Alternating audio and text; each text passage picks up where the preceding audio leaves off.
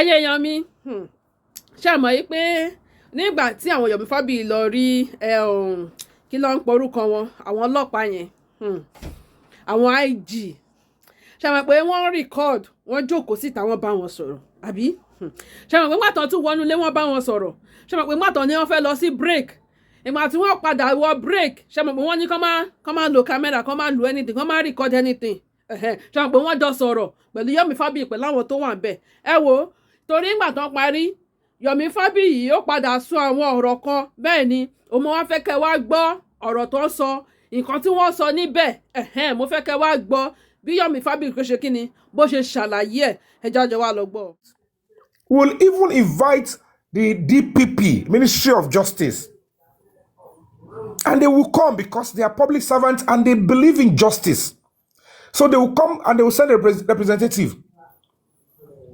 So when we have all of us on the panel session, Lori high table, after then we have a mini concert. It's just to show that we all are aligning with the spirit and then the idea of that Mohbad must get justice, because it's just like Mohbad is now a poster boy for quest for justice and for domestic violence to be reduced, for, just like even Naramali said, business war. Okay, how can we tone it down? How can the business war become a business-friendly disagreement? Come on, the level war. Because the war, it's just to make a society better, because in that war, law against one. Mr. Yomi, necessarily interject in I want to suggest the next whatever you want to do. Ṣe gbé lọ state Mohbad kí state ẹ náà mọ̀ pé à ń jà fún ọmọ yín tí nǹkan báyìí ṣẹlẹ̀ sí ọmọ ìlú wo ni Mohbad náà. Èkìtì ni o. Ẹ jọ whatever tẹ́ bá fẹ́ ṣe. My brother. Yeah. Packaging ni a lè lọ ṣe concert tó bá di pé gba justice lọ́hùn. Yeah. No. Ta lè fẹ́ kó gbèsè sí lọ́rùn ẹ fẹ́ kérò láti bí lọ. How will you? Mr. Yomi. State Mohbad grew up in Lagos. He grew up in Lagos, but someone must have put on Ibo ni origin later, not now. He was born, he grew up, everything about him is in Lagos. But later, to bá ti lójú tó gba justice, aya wala lo. Àti gba justice ọmọ yín o, let's celebrate and give him a memorial service. I have a memorial service fún. Also no, but we just I do something in Ekiti, but not. I will be imagine para fún yín, wàhálà máa pọ̀. The traveling, it was stressing. I mean, the chaos okay.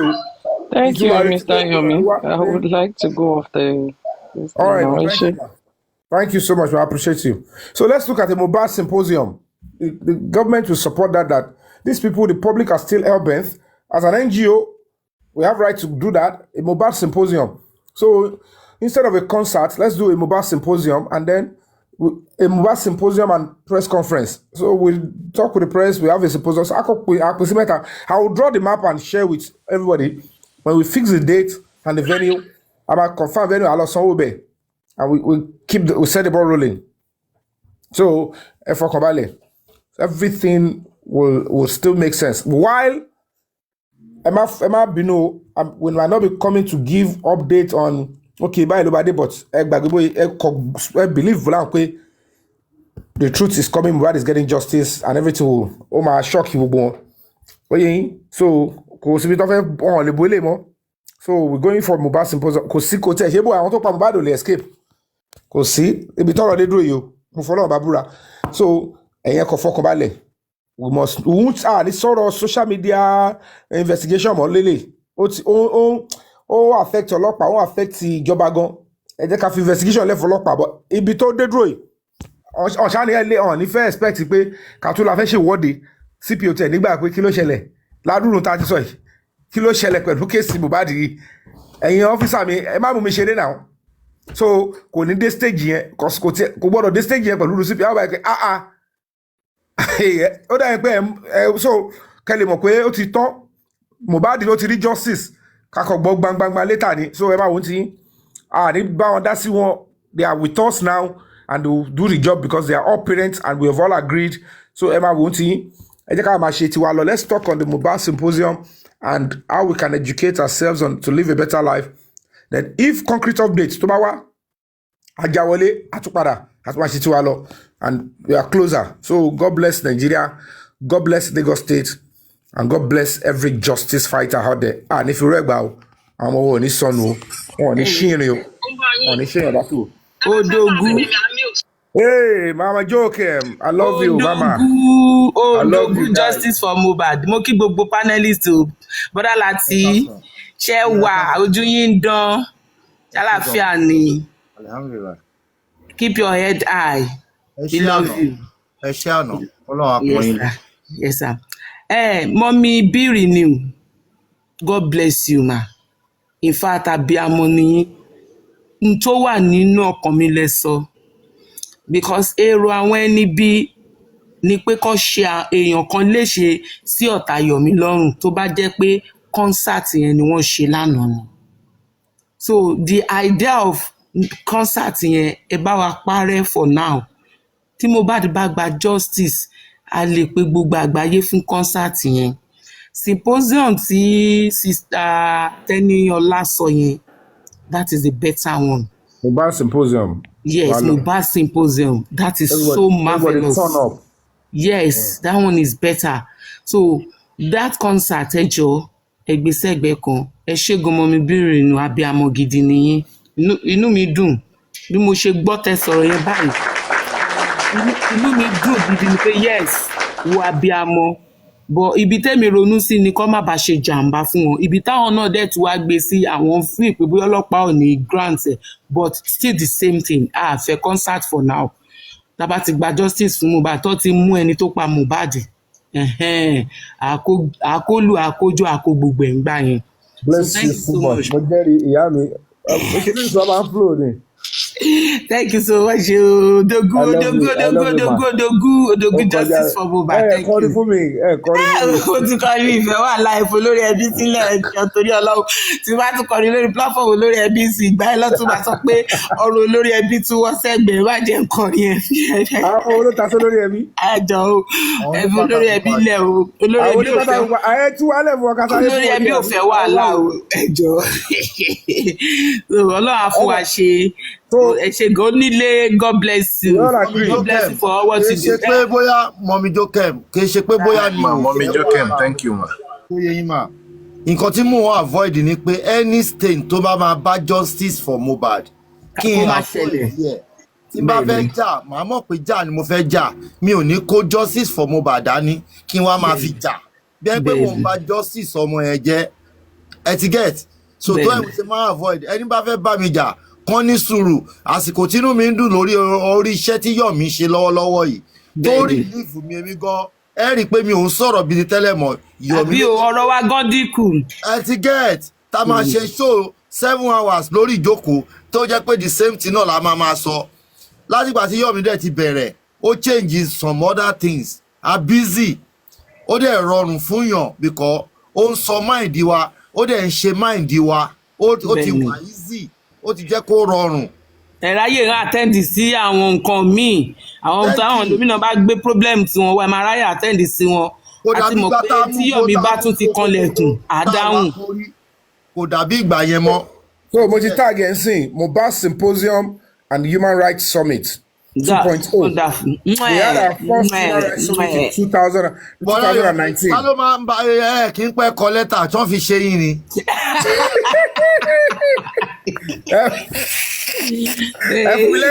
Ẹ fún mi lẹ́rìí kí tó ń fèsì.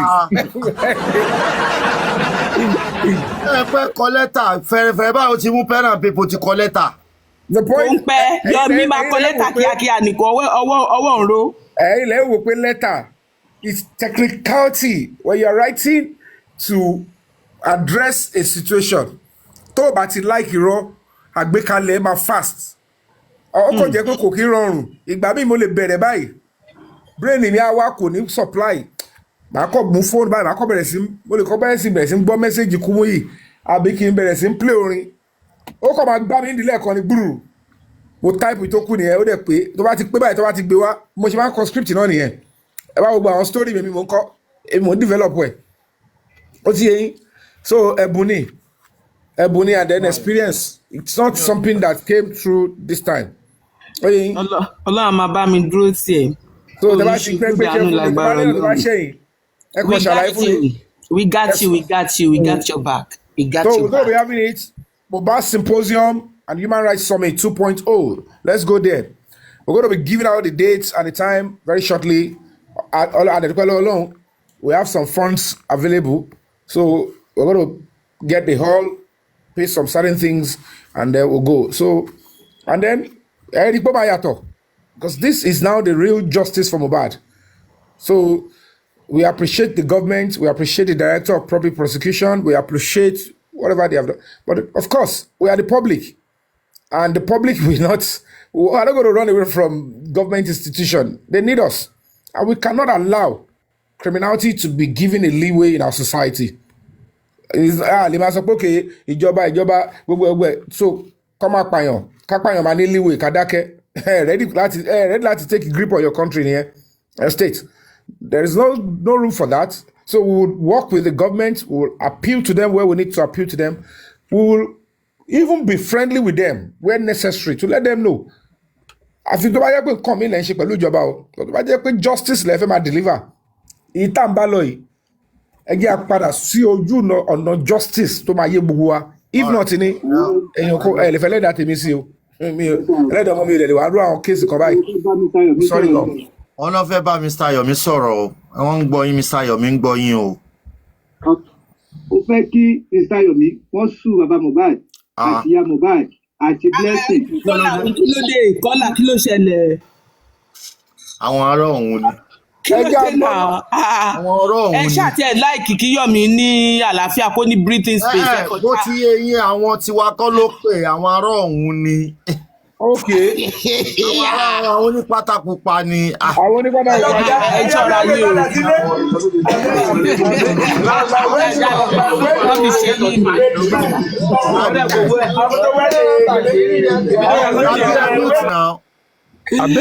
Abẹ́ẹ̀rí approach yẹn ni. Ó dẹ̀ bí pílà dé. Àwọn túlé.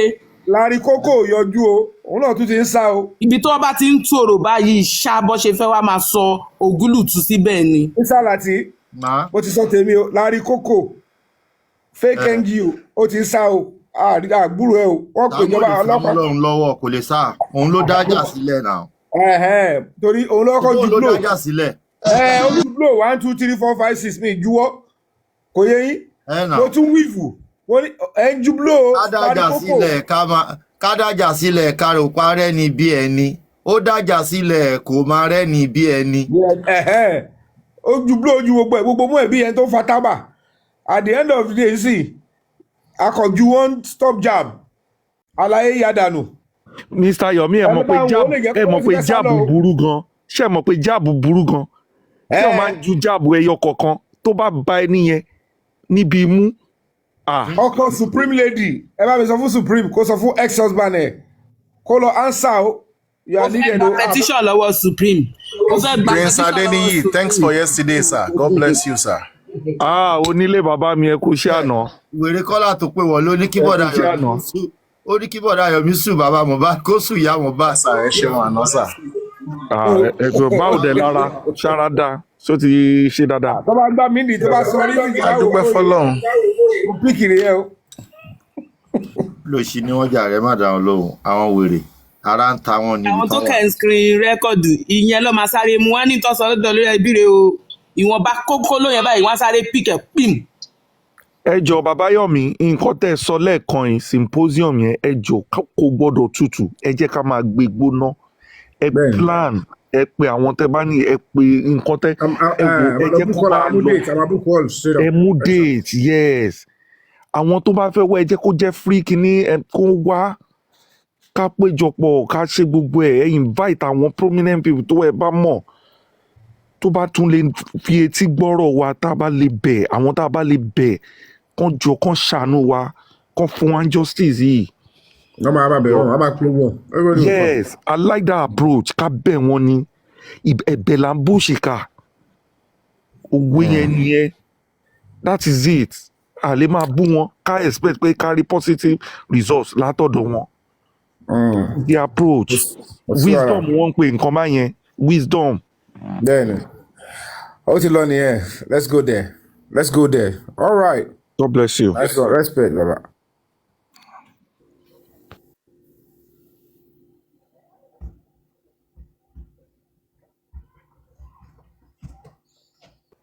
Let's go WhatsApp, everybody, please. Silence is golden. Silence is golden. Thank you so much, ma. God bless you. Thank you so much. Silence is golden. I love you. Silence is golden. Thank you for your support. Silence. Full silence is golden. No. I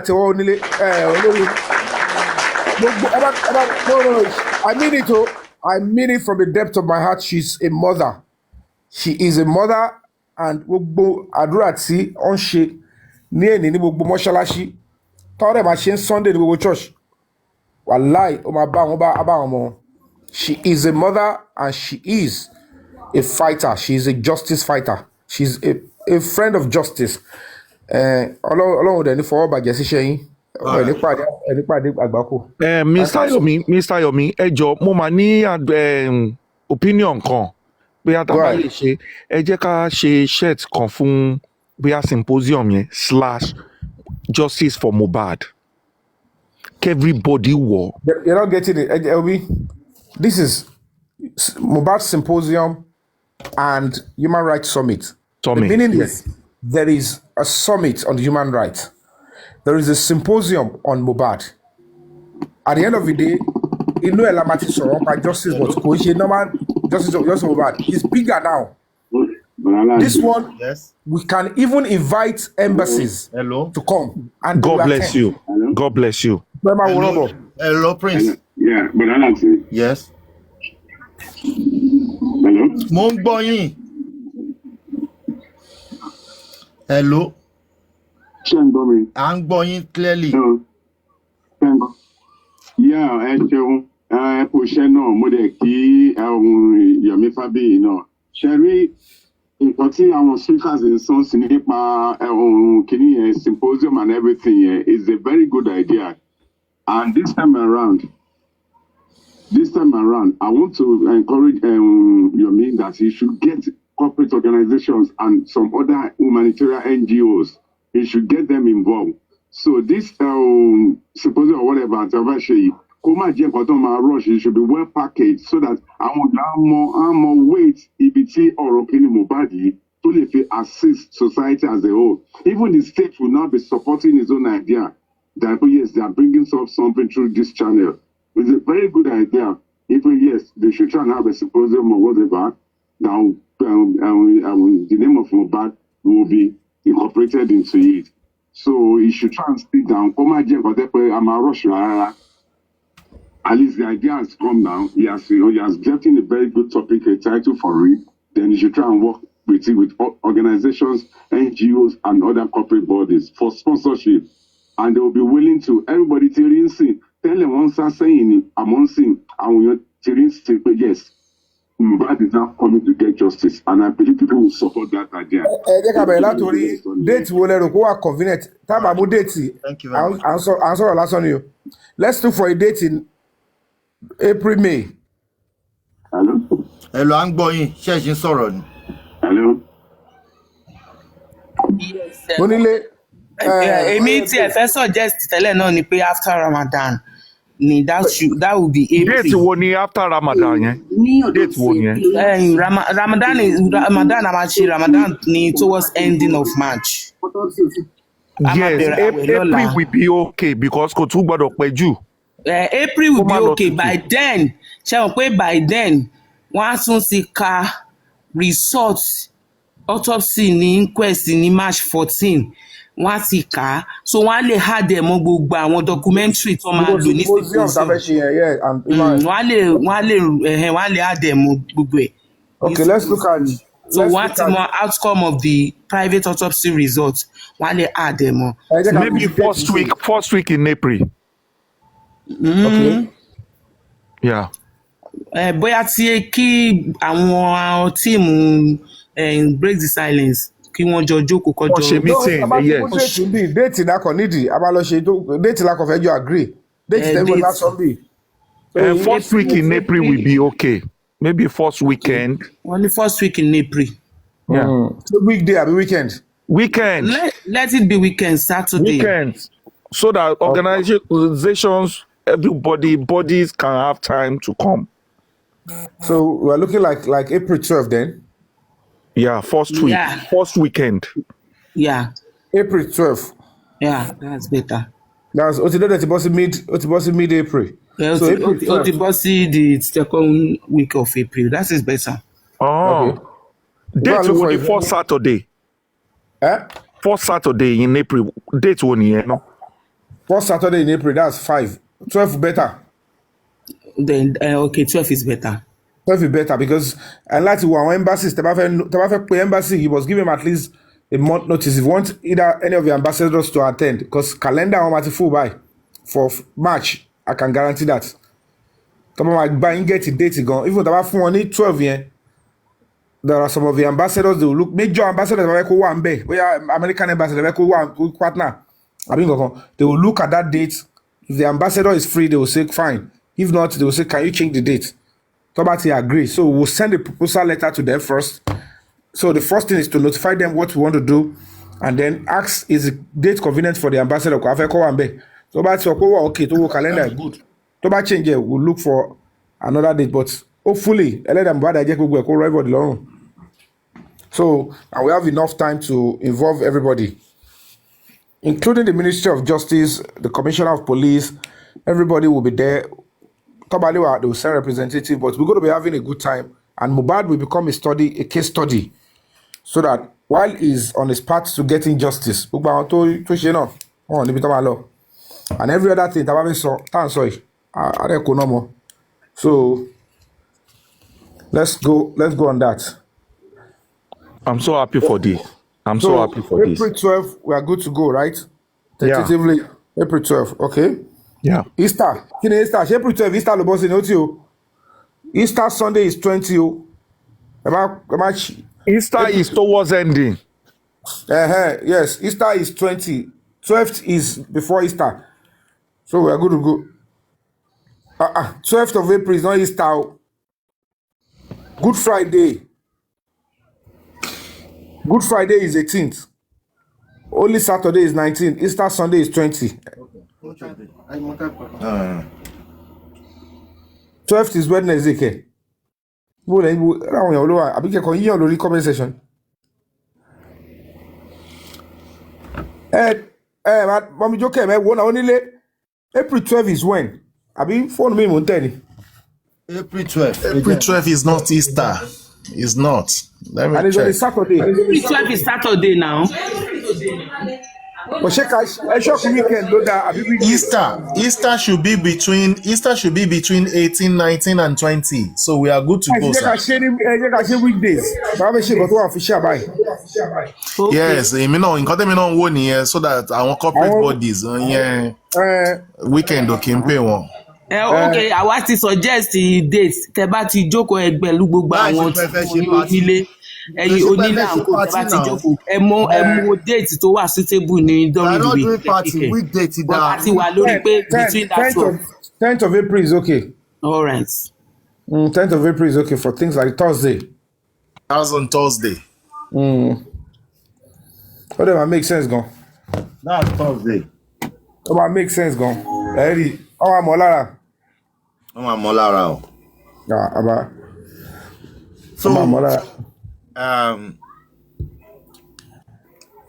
10th is okay. Thursday. Okay. Yeah. Okay. Okay then. Òun lẹ ti gbọ́ yẹn o. Ẹ jẹ́ ká máa.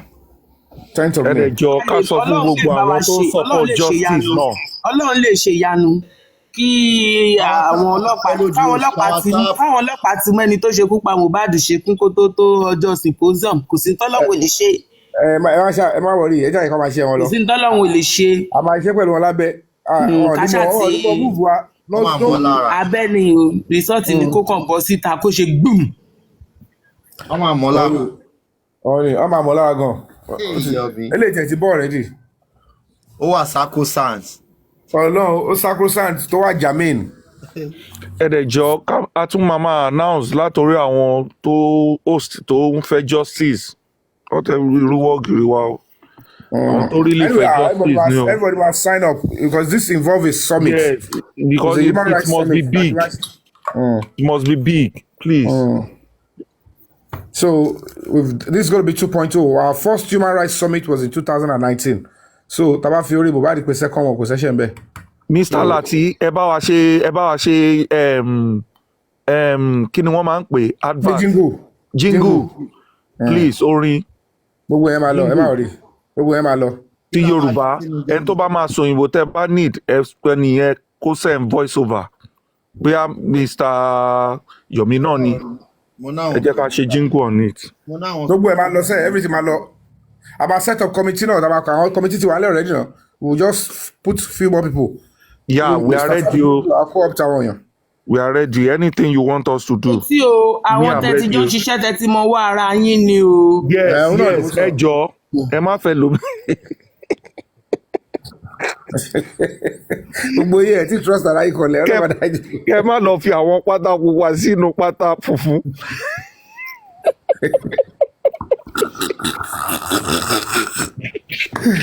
Wọ́n láti ọ̀tọ̀ ni tó ṣẹlẹ̀ ní kọ̀wádì lánàá ọ̀tọ̀ ni tó gbé síta wo ní. I'm telling you, olúwa lórí social media ìwé Fáyọ̀mí tẹ́ bá rí nǹkan tí mò ń gbọ́ ní ìdájí. Tẹ́ bá rí nǹkan tí mò ń gbọ́ ní ìdájí. Ẹ Obi, wọ́n wá ń bà mí nínú jẹ́ mọ́ bí ìbàyẹn náà bọ́ ṣe ń gbé wá ní ìlú tó padà fún wọn. Ẹ máa káyọ̀ sókè pé ṣé mi jẹ gbèsè báyìí.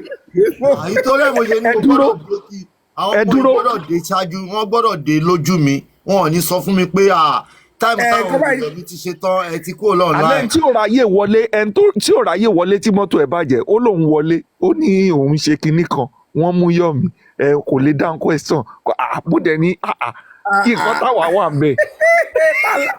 Lásìkò gbádùn ẹ̀rí táwọn bomi jó tó rọrùn pẹ̀lú àwọn tó ṣe investigation Mohbad. Ẹ tiẹ̀ máa sọ gbogbo wa la wà ń bẹ̀ throughout the whole world. Ẹ mọ àwọn tó join láti UK ní US throughout the whole world tá à ń wò live. Ó ní ká CP ní ẹ lọ kó fóònù wá mo kọ́kọ́ fọ́ sára pé ká lọ kó fóònù a tún set up wá níbi ìgbẹ́ làwọn ẹ̀gbọ́n ti wá wàhálà ti dé. Ṣé bá rí gbogbo ẹ̀ tá a tún sọ fónílé pé kó lọ cool àwọn tó wà ń ta down pé kán lọ calm wa down kó má sí. ó tún ṣì ní wọ́n mo kọ́ báyìí pé ẹ fura pẹ̀lú àwọn àtàjọ́ ń ṣe TikTok yìí o ẹlòmíì àrò ló wà o ọ rí pé wọ́n ń tọ́ kámẹ́rà ẹlòmíì wọ́n ṣe ní apá kan lẹ̀ wọ́n fi fóònù apá kan wọ́n gbé fóònù sápá kan kejì pé ṣe o ní TikTok account ó yá login yàwó òun lè bẹ́ẹ̀ ni wọ́n tọ́ bá wa ta lórí gbogbo kìíní yìí o wọ́n fi fóònù tọ́jú ẹlòmíì ni o. Àní gbogbo nǹkan tó ń ṣẹlẹ̀ ń ta àti inú ilé là ń wò tí wọ́n ń cover ẹ̀ lẹ́nìkan wá ń sọ ló wá ń parọ́.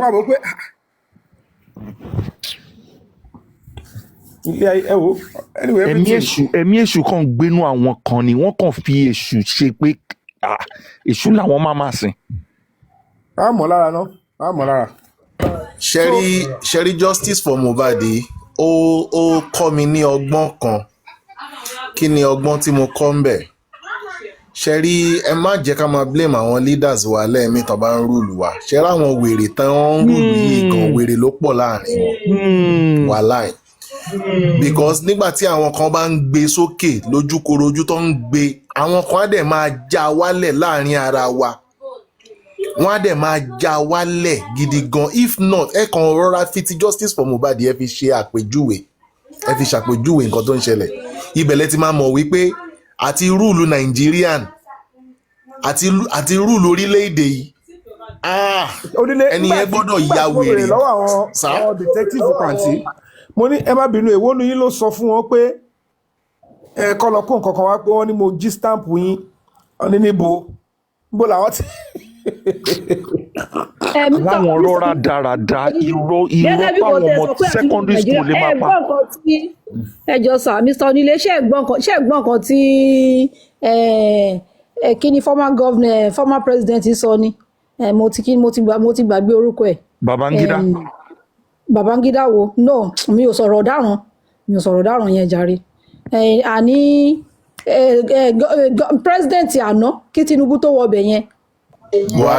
Buhari ẹgbọ́n kan tí Buhari sọ ń gbà yẹn ni ó ní màálùú tó ń darí ó lóyún sì ju ọmọ Nàìjíríà láti darí lọ. láì Buhari sọ bẹ́ẹ̀. wọ́n ní èmi ń ṣe Olúwọlé èmi ń gbé star mo báyìí pé àrífín pọ̀ gan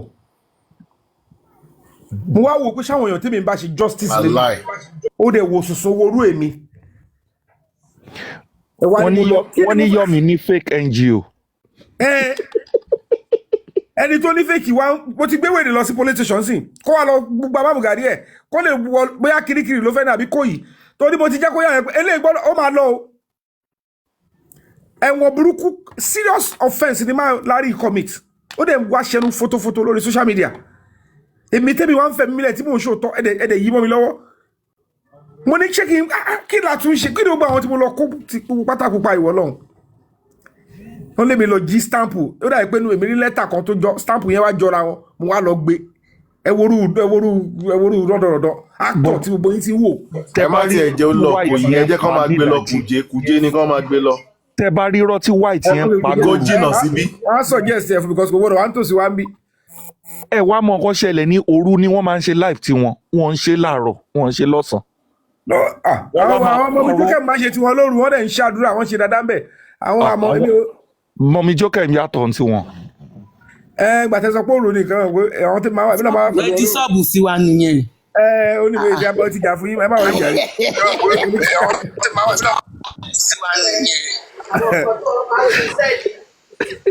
mo ti jà fún yín jà rè ìyá mi tó ní àjọ wà á pọ̀ ní kó wáyé pé mi gbogbo ni kí ló máa pa àwọn ọkùnrin àjẹná oṣó.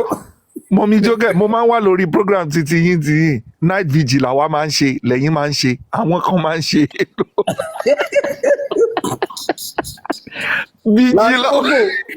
lárí kókò tó bá ń gbọ́ mi. àwọn kan ṣe 3 days o marathon o. 3 days marathon. Ọlọ́run ló lè ṣàánú o 3 days marathon kéèyàn má kúrò. ẹjọ mo fẹ́ bẹ ogun wa ni o àti mú déètì o 10th of April 2025 Mohbad Symposium and Human Rights Summit 2.0 ẹ jẹ́ kí gbogbo wa turn up o. ṣáà ní jẹgbẹgiri atamala. o sì tẹfẹtẹ gẹ ẹ má rí ẹ jẹ́ gbogbo wa wá o this is going to be of international standard and we're going to be using the human rights institution, the community to discuss Mohbad's matter. So it's a human rights summit, but we're going to be putting it our target on Mohbad Symposium, and we'll discuss all his case and Ibilokusi, expert analysis and everything, and people are going to be seeing it. Oh, yeah, could just 2 days event, but we can always do it for 1 day. So whatever the 2 days, I will speak with those experts. We'll see. We are day for Mohbad Symposium, the second day, the Human Rights Summit. Either way, we'll let you know. But let's keep our fingers crossed. 10th of wọ́n dẹ̀ ti sọ sí ànípẹ́ rí lẹ́tà ń ta ẹ̀wọ̀n ànípẹ́ rí lẹ́tà ń ta ń sìn.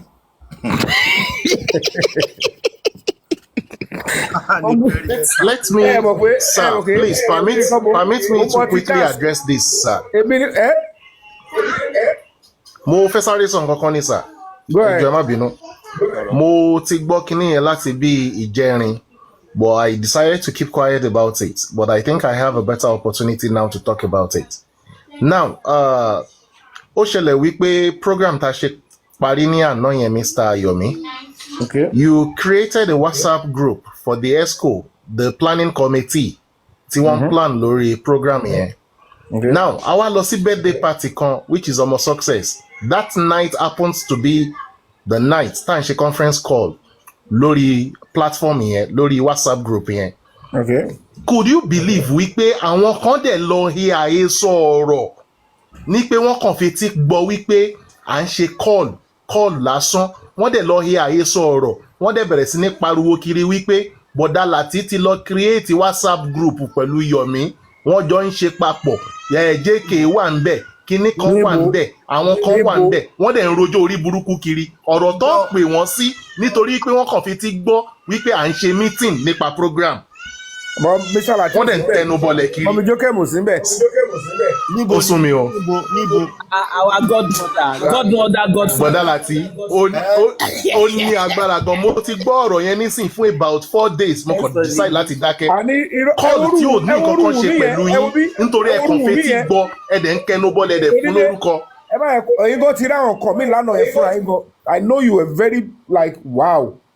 ẹ wo orú àwọn ọ̀rọ̀ burúkú tó pa yẹn ipe fóònù wà bẹ́ẹ̀ wọ́n pè mí wá sí command kí wá wo kí ni ẹ wo orú burúkú yẹn ẹ bá wo orú ọmọ gay yẹn tí mo pé bàbá manipulator ni ó lè mi tún block òun irọ́ ni torí wò pé kí lòun lè fi sọ pé káwọn èèyàn ti attack ẹni yo wọ́n kàn máa jókòó tó bá ti fa cocaine àbí tó ti fa gbó wọn yẹn tọ́lẹ̀ ti dódòkúdò bí kọ́ máa bá yá àwọn èèyàn jẹ́ kọ́ máa throw yàn under the bus ni ẹ wo yẹ bọ́ẹ̀ ba life ẹni ẹlẹ́ni tó bá ti ní kankan tó ṣe pẹ̀lú wọn báyìí àwọn ilé máa sáré yí irọ́ àwọn ní tíátà àwọn tó dẹ̀ àwọn míwà bẹ̀ pẹ́pẹ́ tó tẹ̀lé yẹn ìwà wọn nìyẹn naturally tó bá tún irọ́ pọ̀ báyìí ẹ wú báyìí pé ṣé wọ̀ yìí star ni wọ̀ yìí àwọn èèyàn dẹ̀ ń láìkì ẹ níta ó dẹ̀ ti fẹ́ ba yéèyàn jẹ́ pẹ̀lú rọ́ ẹ wo bí ọ̀run gan mi ìrọ̀bọ́ ọlọ́run gan máa ráyè àti dájọ́ ọlọ́run kan máa akọ synopsis lórí gbogbo wa ni gbogbo àwọn tó kó wáyìí ẹ jẹ́ kó máa ẹ lọ sí tọ́lẹ̀ ẹlẹ́dàá iṣẹ́ ọwọ́ yín bá ti gbé yín lọ bọ́ọ̀lù ṣe máa dájọ́ nìyẹn synopsis ló máa fi dájọ́ gbogbo wa torí tó bá ti Nàìjíríà kò lè dálẹ̀ kankan synopsis ló máa fi dájọ́ wa. All right. Labi, do you have anything to say? Ẹ káàsán mo kí gbogbo ilé. Ẹ káàsán. A kú ìfọ̀mọ́ ènìyàn ṣe a kú justice. May God be with every one of us that is fighting for justice in truth and in fairness. And I appreciate Mr. Yomi. Well done. It's quite unfortunate that I tried hard to meet up, but I couldn't due to unforeseen circumstances on justice for Olatunji. But so far so good. I believe God is leading the way on justice for Mohbad. Ibi tó ti bá wa dé á bá wa parí ẹ̀ láyọ̀ àti àlàáfíà. Ní sinmi àdẹ̀ní ṣàárẹ̀ lórí àti wá justice. The reason why we're looking for justice is because of our future, is because of posterity, is because of a betterment of our community, of this country. And I believe God will give us that justice we are looking for. If we do not relent, if we do not look at side attraction, if we are focused, we will get there, we will get the justice. Justice is sacrosanct. Thank you very much. God bless you, Mr. Yomi, and God bless every justice supporters, both home and abroad. Gbogbo ẹ̀yin tí ẹ ń fi orí ṣe, tẹ́ ń fi ọrùn ṣe láti pé kí a get justice. Gbogbo ẹ̀yin tẹ́ ń fara gba èébú, tẹ́ ń fara gba ọ̀rọ̀ lórí pé kí a get justice. Ilé àtọ̀dún yín ò ní bàjẹ́. Gbogbo àpò tẹ́ ti ń mówó náà, àpò náà ò ní gbẹ o. Ọlọ́run á máa bùkún yín ní ọ̀nà àrà, ní ọ̀nà ìyanu. Gbogbo bẹ́ẹ̀ bá ṣe ń lù ó máa dún. Gbogbo ibi tí ẹ bá kọjú sí fún oore, ọ̀run máa ṣí, ilẹ̀kùn ọ̀run máa ṣí. Orí Mohbad á máa ṣí ọ̀nà fún gbogbo àwọn tó ń wá justice ní òtítọ́ àti ní òdodo, because I believe Mohbad spirit is not at rest. Yes, he's looking at everybody that are looking for justice in truth and in fairness. Is watching, and Mohbad á máa pèsè fún everybody